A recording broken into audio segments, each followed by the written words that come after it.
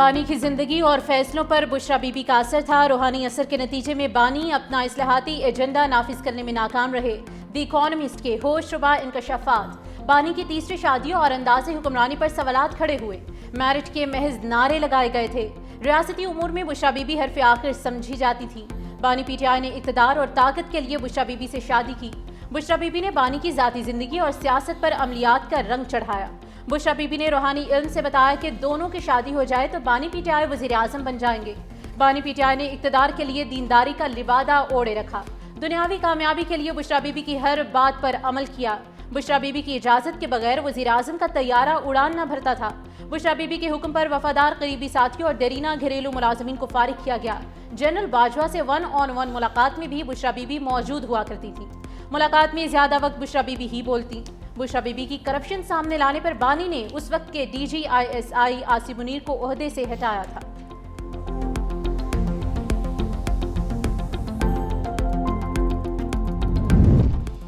बुशरा बीबी के आने के बाद घर में अजीब रसूमात शुरू हो गईं। इकोनॉमिस्ट के मुताबिक बानी के ड्राइवर और घर के साबिक मुलाजमीन ने कहा, रोजाना बीफ, स्याह जानवरों के सर और कलेजी की मांग होती थी। बानी के सर के गर्द कच्चे गोश्त की घुमाया जाता था। मिर्चें जलाई जाती थीं। रोजाना स्याह बकरे और मुर्गियों के सर कब्रिस्तान में फुंकवाए जाते थे। जहांगीर तरीन ने खदशा जाहिर किया, बुशरा बीबी काला जादू इस्तेमाल कर रही हैं।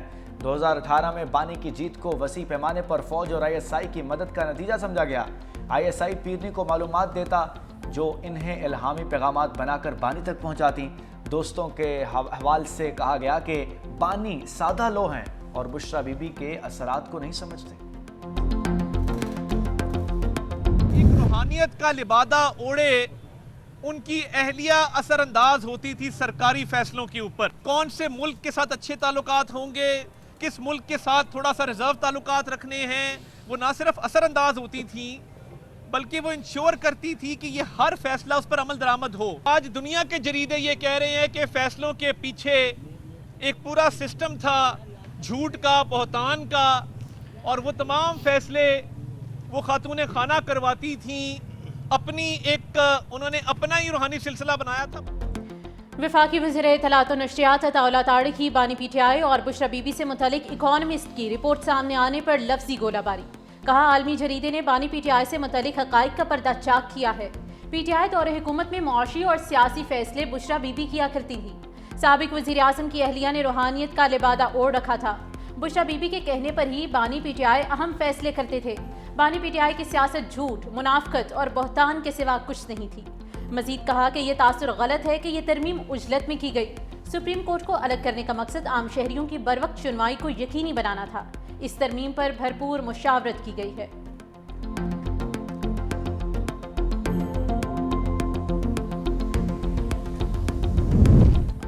बुशरा बीबी पूरी हुकूमत चलाती थी, सबको पता था बानी पीटीआई की हुकूमत कौन चला रहा है। सीनियर वजीर सिंध शर्जील मेमन ने कहा, जनाजों, मैयत पर ना जाना सब बुशरा बीबी तय करती थी। लोगों को वज़ीर आज़म हाउस बुलाकर ताज़ियत की जाती थी। बानी पीटीआई के दौर में बहुत बुरा गवर्नेंस का निज़ाम था। रियासत मदीना का उनके किरदार से कोई ताल्लुक़ नहीं था। वज़ीर बल्दियात नासिर हुसैन शाह कहते हैं कि बुशरा बीबी का एहतराम है ये, लेकिन मंजर आम पर आने वाली बातें हकीकत हैं। यह मुकाफ़ाती अमल है। इकोनॉमिस्ट और दीगर जरीदों को पीटीआई दौर में हाईलाइट किया जाता था। इकोनॉमिस्ट की रिपोर्ट हकीकत है, गोगी का भी किरदार था। दोनों शख्सियात को जिस तरीके से एक्सपोज किया है आर्टिकल ने, उन्हें भी एक जैली पीरनी मिल गई, खातून मुयस्सर आ गई जो पहले तो रूहानी पेशवा बनी। आईनी फैसलों से लेकर कैबिनेट बनाने से लेकर क्या क्या वहां पर काम ऐसे नहीं किए गए, ऐसी खराफात नहीं की गई। जिस शख्स ने अलफ बे ते भी नहीं पढ़ा वो भी तौबा इस्तग़फ़ार कर रहा था। वही बातें हैं जो पाकिस्तानी कौम को हम बताते रहे। आज उस पर मोहर लग गई है और मोहर क्रेडिबिलिटी की लग गई है। मायूसी में घिरा हुआ मुरीद अपनी पीरनी के इशारों पर चलता रहा। इकोनॉमिस्ट ने वही लिखा जो हम बताते थे। बानी पीटीआई ने इक़्तिदार पर काबिज रहने के लिए साजिशें की। वज़ीर रेलवे हनीफ अब्बासी कहते हैं कि यह शख्स एक नशिस्त के लिए परवेज़ मुशर्रफ की मिन्नतें करता रहा।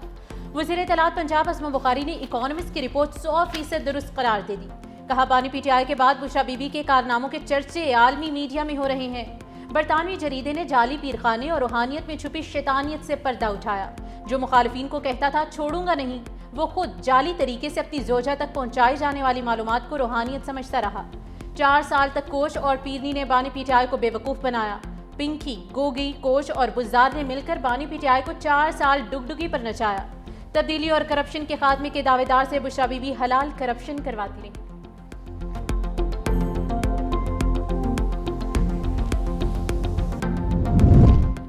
ये आर्टिकल शरंगेज और झूठ पर मबनी है, इसके खिलाफ कानूनी चाराजोई का हक रखते हैं। इस आर्टिकल का मकसद बुशरा बीबी और बानी पीटीआई की करदार कशी है।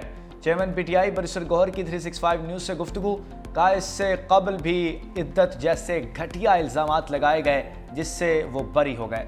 ऐसे हथकंडों से बुशरा बीबी को नहीं तोड़ा जा सकता। इस किस्म के स्पॉन्सर्ड आर्टिकल होते हैं। बीबीसी ने अमरीकी सदर की तकरीर को गलत एडिट करने पर माफ़ी मांगी है।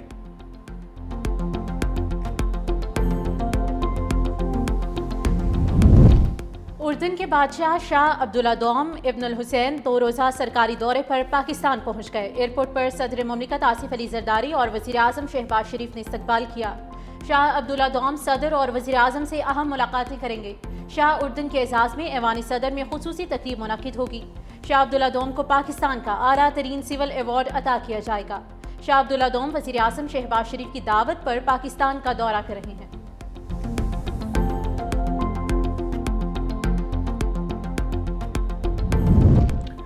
हैदराबाद के इलाके लतीफ़ाबाद में पटाखों की फैक्ट्री में धमाका, 5 अफराद जाँ बहाक, 8 मजदूर जख्मी। धमाके की आवाज़ दूर दूर तक सुनाई दी गई। धमाके से फैक्ट्री की इमारत को शदीद नुकसान पहुंचा। फैक्ट्री खेतों के दरमियान बनाई गई थी।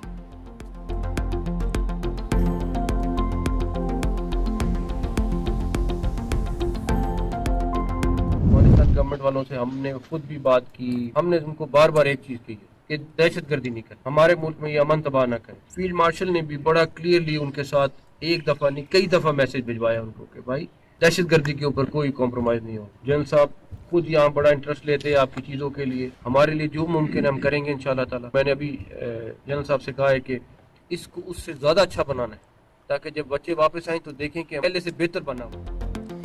वफाकी वज़ीर दाखिला मोहसिन नकवी का कैरेज कॉलेज वाना का दौरा, तलबा और असातिज़ा से मुलाकात की। कबायली अमायदीन से भी खिताब किया। कहा पाकिस्तान में सरहद पार से दहशतगर्दी हो रही है। इस्लामाबाद कचहरी हमले में भी अफगान दहशतगर्द मुलविस थे। दुश्मन सानह APS दोहराना चाहता था।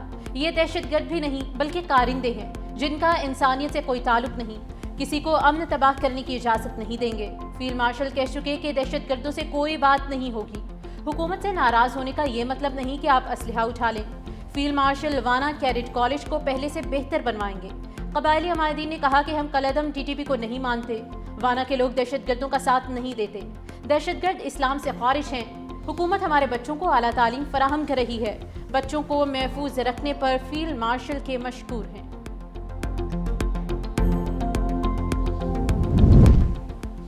इस्लामाबाद जुडिशल कॉम्प्लेक्स खुदकुश हमले की तहकीकात में अहम पेशरफ्त। हमले में मुआवनत पर एक दर्जी गिरफ्तार। बारूद से भरी जैकेट पेशावर में तैयार की गई। खुदकुश जैकेट कुछ दिन एक दर्जी के पास रखी गई जिसे मालूम था ये खुदकुश जैकेट है। खुदकुश जैकेट गुड़ की बोरी में छुपाकर इस्लामाबाद लाई गई। मरकजी सहूलतकार ने खवारिज से राब्तों का एतराफ़ कर लिया। तफ्तीश में मजीद इंकशाफात मुतवक्के, मजीद गिरफ्तारियों का इम्कान।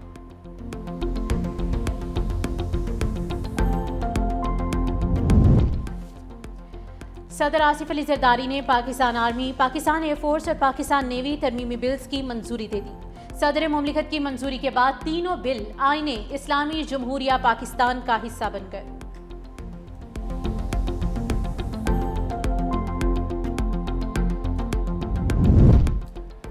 27वीं आईनी तरमीम के बाद लाहौर हाईकोर्ट से पहला इस्तीफ़ा। जस्टिस शम्स महमूद मिर्ज़ा मुस्ताफ़ी अपना इस्तीफ़ा सदर पाकिस्तान को भिजवा दिया। चैम्बर भी खाली कर दिया।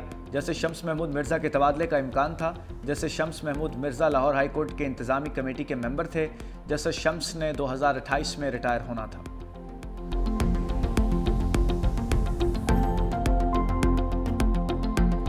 समझते हैं कि गवर्नमेंट ए पॉलिटिकल पार्टी की गवर्नमेंट है और वो जो फैसले करेंगे अपॉइंटमेंट्स के लिहाज से वो लॉपसाइडेड होंगे, तो फैसला कर लें कि जो अपॉइंटमेंट्स आपने की वो कितनी मुअस्सर थी। ये तय कर लें कि कौन से चीफ की किस कोर्ट ने कौन से फैसले दिए और कौन सी अपॉइंटमेंट्स की, दूध का दूध और पानी का पानी हो जाए।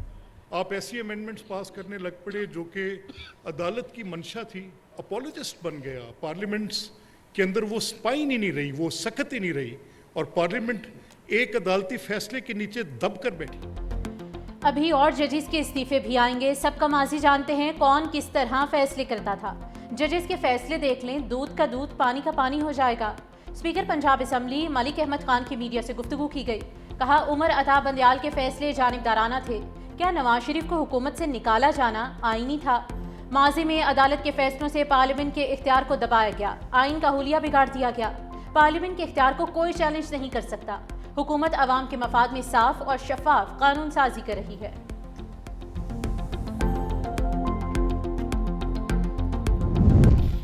जस्टिस के आगा ने वफाकी आईनी अदालत के जज का हलफ उठा लिया। वफाकी आईनी अदालत के चीफ जस्टिस अमीनुद्दीन खान ने हलफ लिया।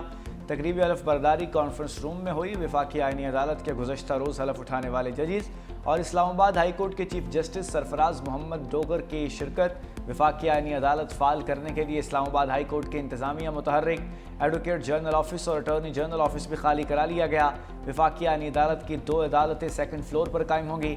जस्टिस मोहसिन अख्तर क़यानी, जस्टिस मियां गुल हसन औरंगजेब की अदालतें मुंतकिल होंगी।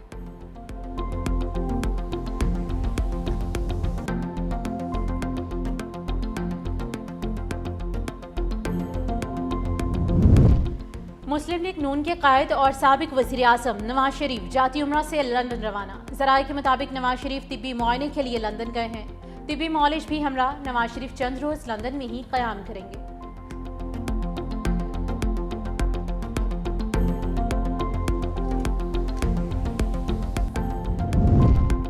लाहौर में स्मोग ने फिर से जोर पकड़ लिया। दुनिया के आलूदा तरीन शहरों की फहरिस्त में दूसरे नंबर पर मौजूद लाहौर का AQI 250 रिकॉर्ड। सुबह के औकात में धुंध और स्मोग ने शहरियों की मुश्किलात में इजाफा कर दिया। हस्पतालों में सांस और आंखों की बीमारियों के मरीजों की तादाद में इजाफा रिकॉर्ड। माहिरीन का कहना है कि शहरी एहतियाती तदाबीर इख्तियार करें और मास्क का इस्तेमाल यकीनी बनाएं।